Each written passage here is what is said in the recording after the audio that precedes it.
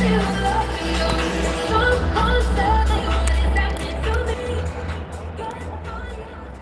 was my spear? I it was very last minute. That was an impromptu. I'm glad we made the choice. Yeah, that was strong. Nice colors. Well, welcome, everyone. This is an incredible conversation today.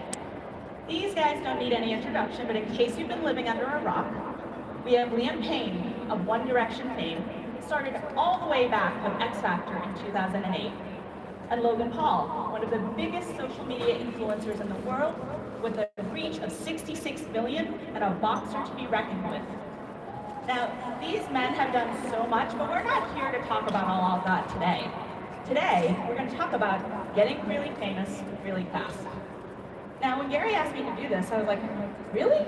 Because we don't have a lot in common. I came from corporate America, etc. But Clubhouse did really well for me, and a few million followers in a year. I think there's an empathy that no matter what walk we each came from, there's a really good conversation to be had here today about vulnerability and lessons. So I want to start by asking you guys a basic question. Rewind all the way back to when you guys were kids. What did you want to be when you grew up?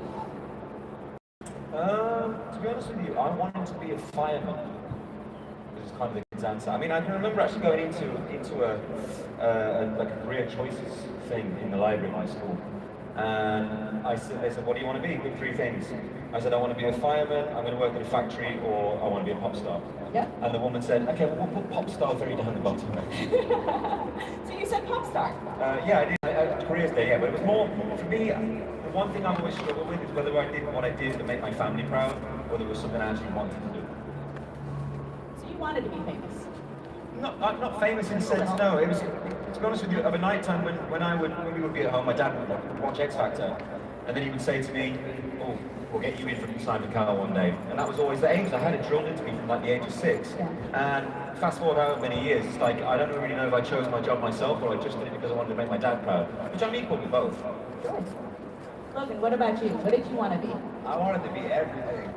Love it. I really wanted to be everything. I remember when I was a kid, at one point I wanted to be an author. I wrote a book when I was like 7. Then I wanted to be a track star. I wanted to be an athlete, like a famous NFL player, like every other kid.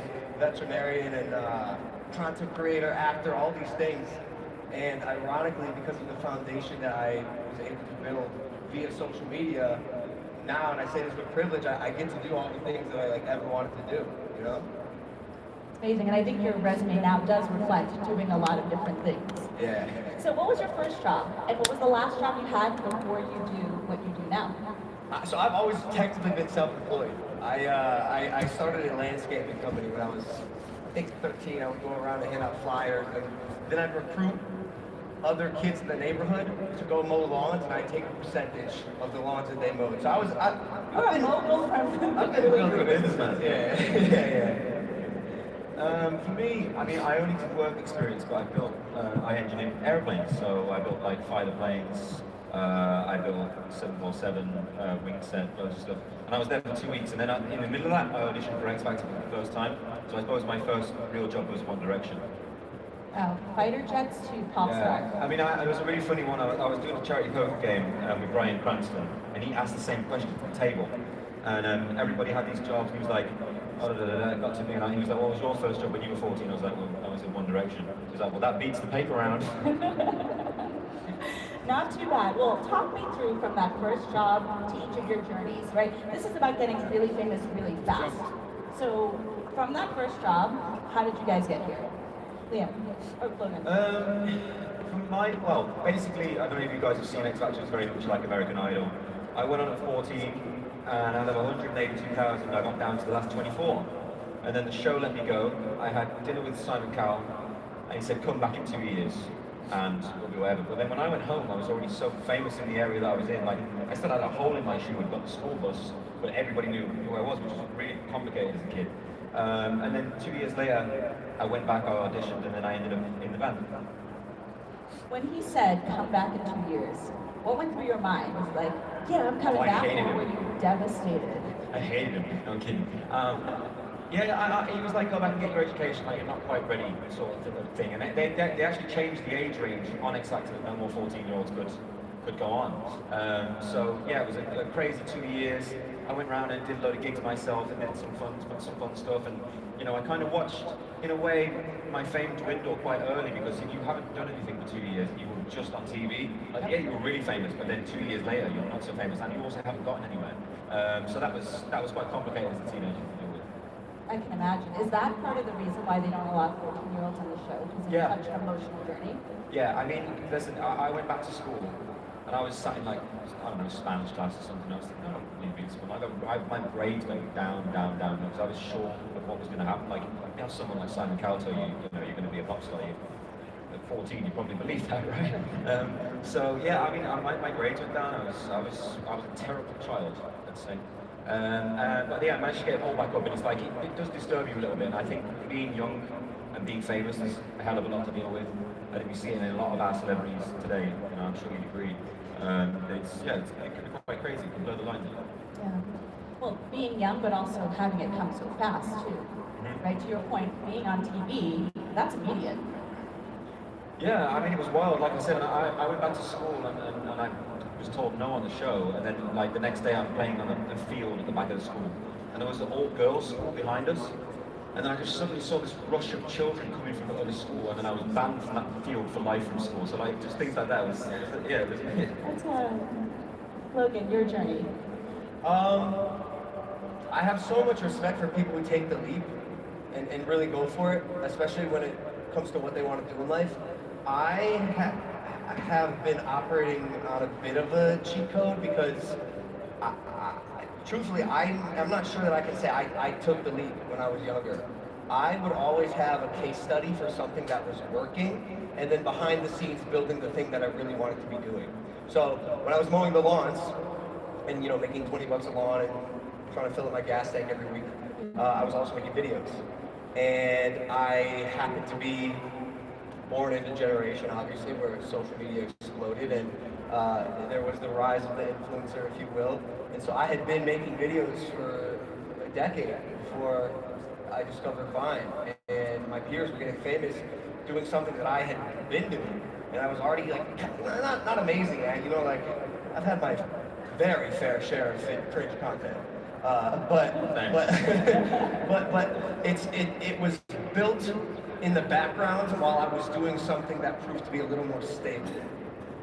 And then I could pivot when it was the time. I dropped out of college to pursue a career in social media, but you know, I dropped out with the 4.0. I love school. This was a very hard decision for me, but social media was so much more fun, and I felt like I could make more of a difference in the world influencing. Yeah.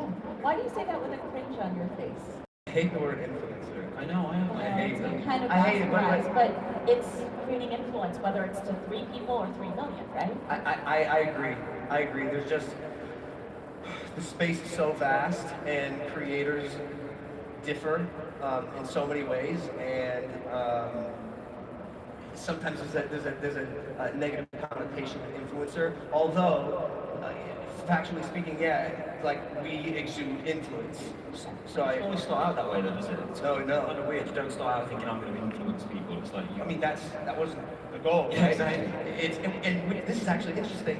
Kind of on the topic of this panel is I did not sign up so I could influence people. No. I signed up to make funny. I'm not going to swear here, this kids. I signed up to make funny videos, and then all of a sudden, I have responsibility. Yeah. It's tough for a hooligan. You know, I don't love responsibility, but it's something you have to accept, move forward, and then act accordingly. Yeah, I mean, for me, on that subject, actually, I always hated the term role model. You know, we were 16-year-old boys in a band that were dumping water on stage, on each other on stage every night. And I was like, very early on, I was like, you can't really be a role model if you're still learning. So, like, don't follow me because I'm learning with you, sort of situation. I suppose it changes as you get older, but when you're younger, then you're a role model. You feel like you have to, oh my god, like I need to change my, you know, it's like, yeah, it's crazy. What's interesting, most creators / influencers, pick your word, don't intend to be. The ones that actually make it, that's not the reason they got into it. Like my journey was in the corporate world. I was the head of digital marketing. My socials were private, and then the pandemic hit, and Clubhouse became a way for me to feel less lonely. And by helping people, it turns out it works, right? You want to create funny videos. You want to be an artist. And there's something beautiful about the fact that if you want your job role, neither of you said influencer, right? If you don't want that, sometimes it comes more naturally, but to your point, it comes with a greater responsibility. Talk to me about how that weighs on each of you. I mean, for me, in the band, I had like a double-edged bit as well because I was trying to be responsible for 4 of the boys that were absolutely insane. In all the best ways. So there was a responsibility online, there was a responsibility to them as well, and there was the responsibility we had to each other in that way, looking out for each other, looking after each other. I mean, I remember I had a conversation with Justin Bieber a while ago, and I kind of said to him, like, dude, like, I always felt for you with everything that goes on in your life, because when I turn to my left and my right, I have a boy who's going through the exact same thing that I am, and you don't have that in your life. Like, no one knows what it feels like to be Justin Bieber, you know what I mean? Yeah, I think I went off a bit on a tangent there. I mean, it's about the responsibility, but that's actually a great point because you have your bandmates, you have your brother. Was that easier because you had somebody to go through this with, or did it make it competitive sometimes too? Sure, there was a competitive era, but what he just said, I relate to that to the T. You know, this is it's a difficult landscape to navigate, especially when there is no blueprint. And whenever I was in doubt or unsure of what to do, I could just talk to my brother, who came from the exact same background as I did and was in a very similar situation. I remember before the Floyd fight, I think I've never mentioned this, I was nervous, like really. Oh really? You were nervous to Yeah, like, I was there. You did not look certain. Like you were like pumped up, ready to go. Because that night, I surrendered completely to whatever would happen. It was the most fun I've ever had in my life. I had never felt more free in my body than the fight night. But a month before, I sat down with Jake and I was like, I have to be honest with you, man. Like, I'm kind of freaking out. This is out of character for me. I'm pretty stoic. And it was nice that I could confide in someone who I trusted, I loved, and had a similar journey as I did. But, yeah, it's interesting. I have gotten to mature, I think, quicker and learn at an expedited pace because of the world that I'm in, which I'm very thankful for. But yeah, there was, like you mentioned, so there's an evolution of really understanding the type of influence and responsibility that you have from people watching your content. I mean, even just look around, like, hi all, like, this is incredible. This is actually amazing. Like, Gary Vaynerchuk is a legend, once in a generation artist, creator, and like, the fact that we've all come together from this thing that started online is remarkable. And like, I'm just so happy to be alive in this generation and be doing what I love. It's a gift, right? Well And said, how yeah. lucky are we to be here? I said. So, you guys have talked about these journeys that are incredible. There's probably occasional imposter syndrome that creeps in.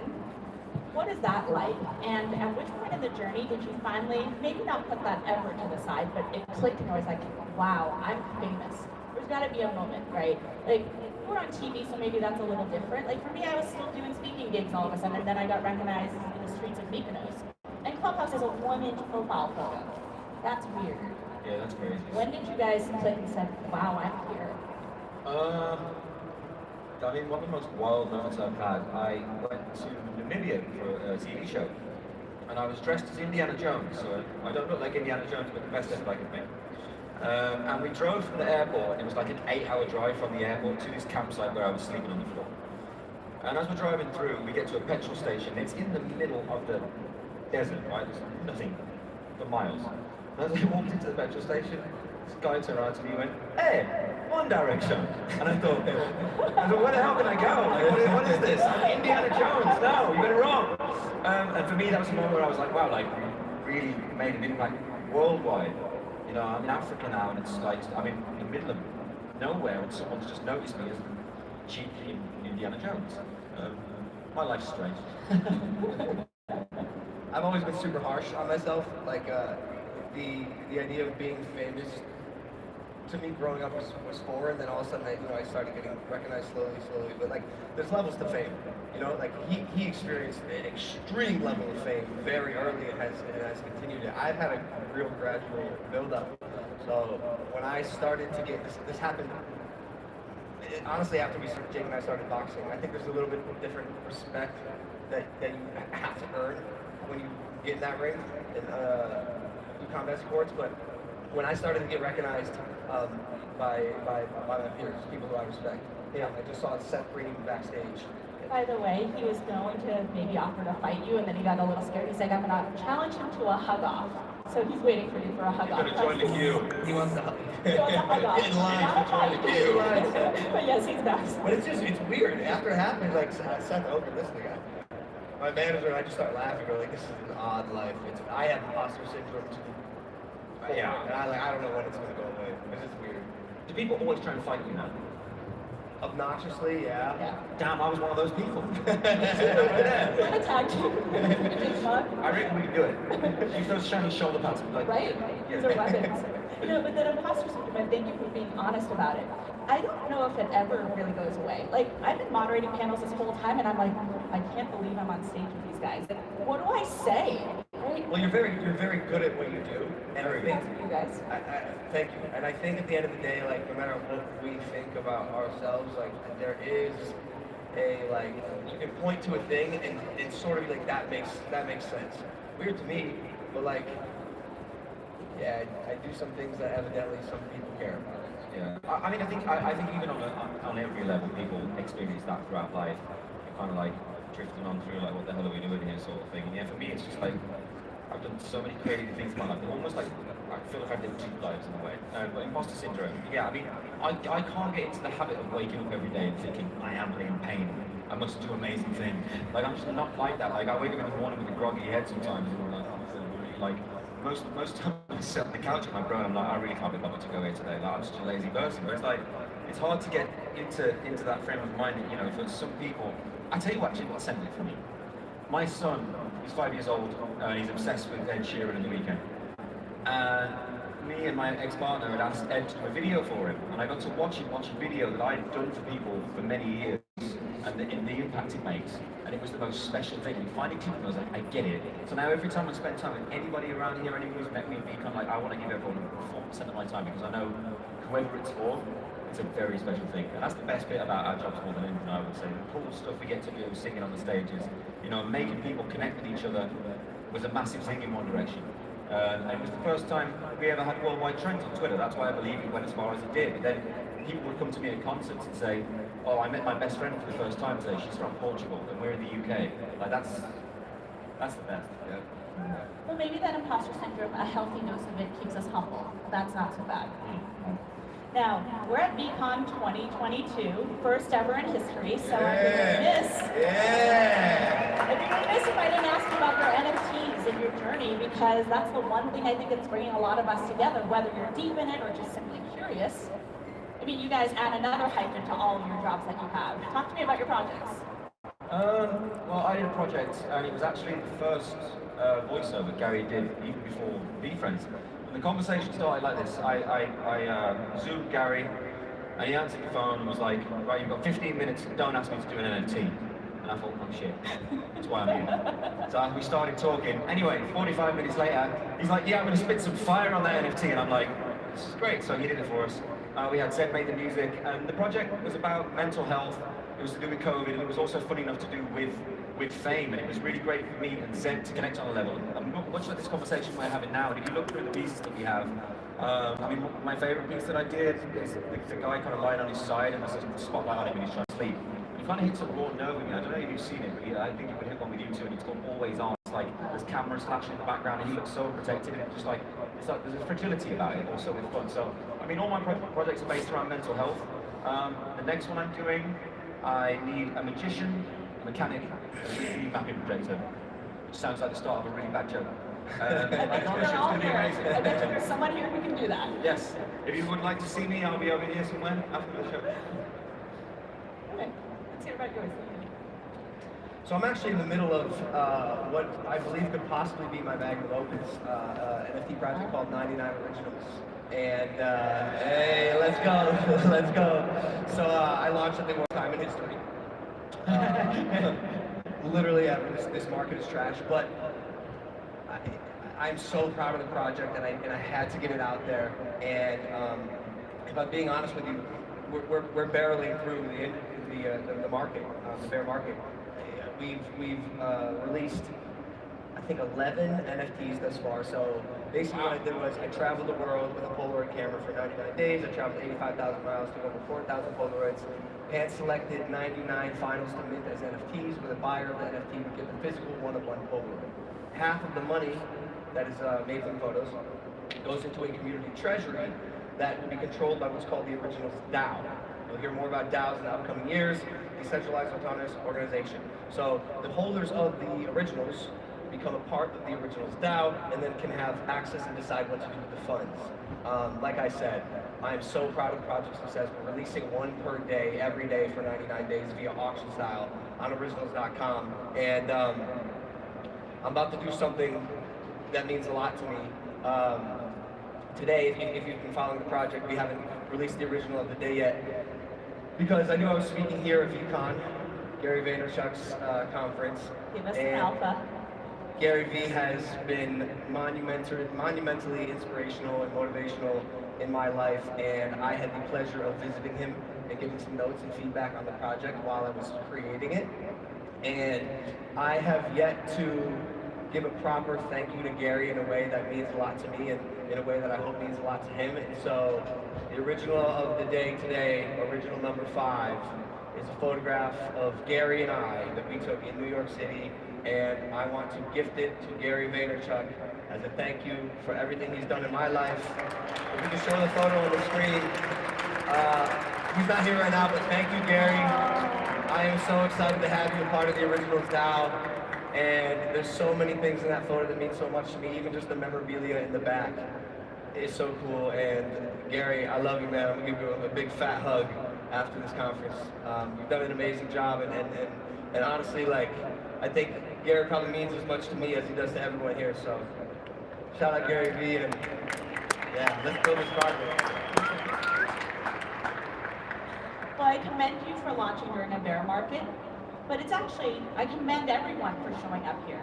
The last few weeks have been crap, right? And we kind of knew it was coming, right? I was talking about this in the winter. The market's running too hot, too much supply, not enough demand. We might crash.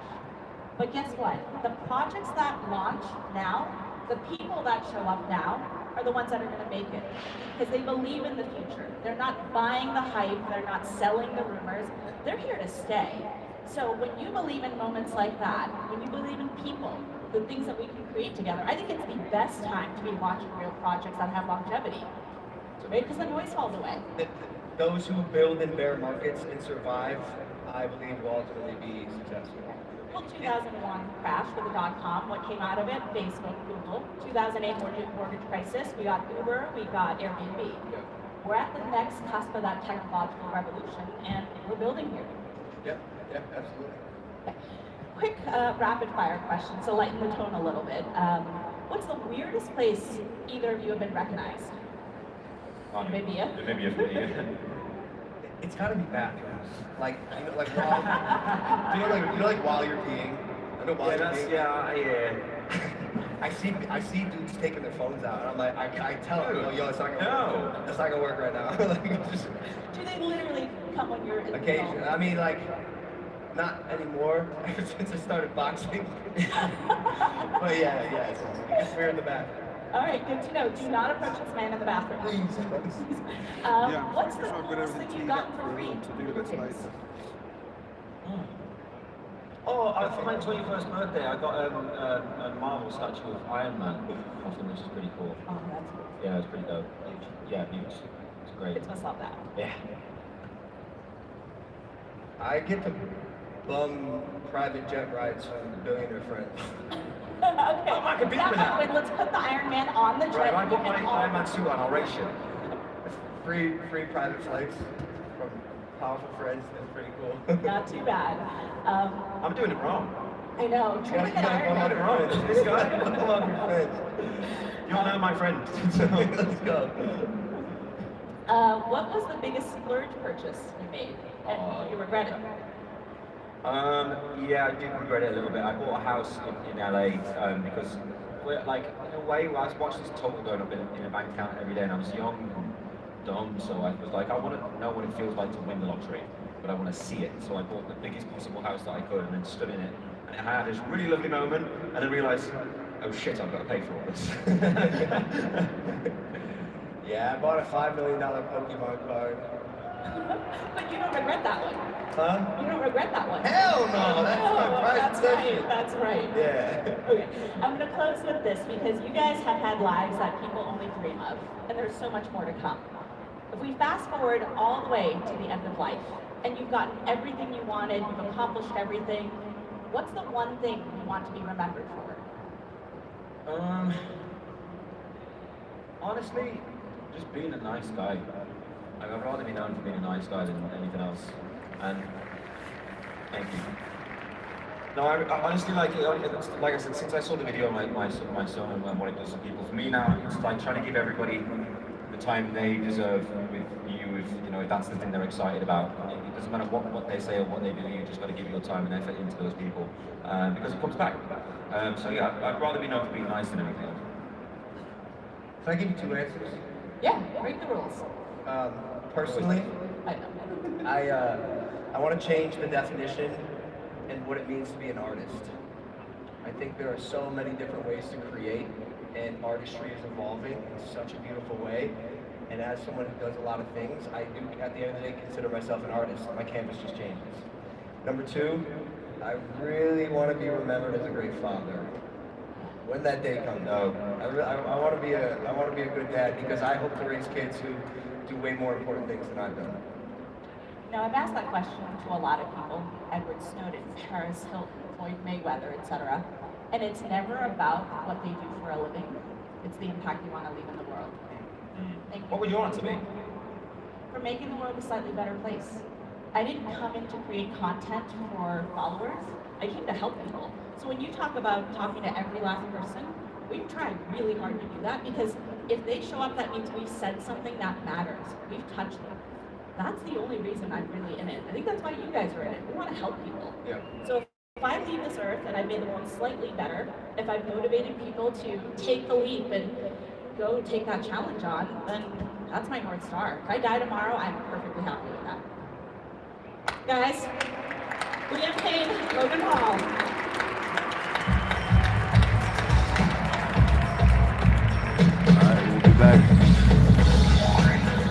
All right, we'll be back.